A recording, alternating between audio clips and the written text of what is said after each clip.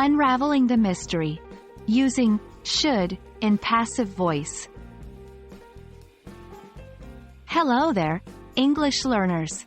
Today, we're going to dive into an interesting area of English grammar. We're going to discuss how to use the modal verb, should, in passive voice. This lesson will be extremely helpful for those who have an intermediate level of English or higher, and wish to enhance their grammar skills. So, let's jump right in. First things first, we need to understand what a modal verb is. Modal verbs are auxiliary or helping verbs that express necessity, possibility, permission, or ability. Should is one of these modal verbs. It is often used to express an advice, a suggestion, or a recommendation. For instance, you should read this book. Here, should is suggesting a certain action that is deemed beneficial or advisable. Before we learn how to use should in passive voice, let's revisit the concept of passive voice.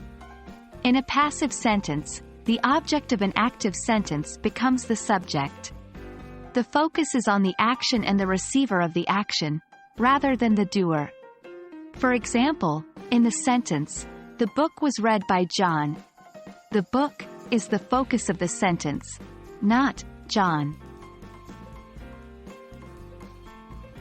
Now that we're clear about the modal verb, should, and passive voice separately, let's combine them. The structure to follow is subject plus should plus be plus past participle. This way, you can use should to suggest that an action ought to happen to the subject. For example, active, you should clean the room. Passive, the room should be cleaned. Let's get some practice with sentences. Convert these active sentences into passive ones.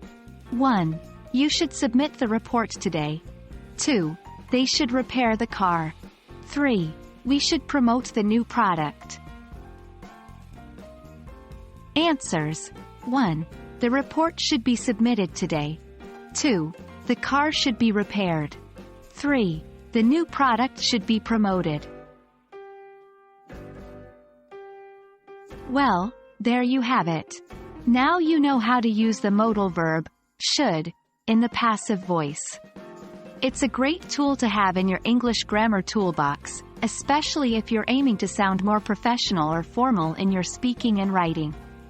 Remember, like any new grammar concept, mastery comes with practice. So, keep practicing and you'll soon be using should in passive voice effortlessly.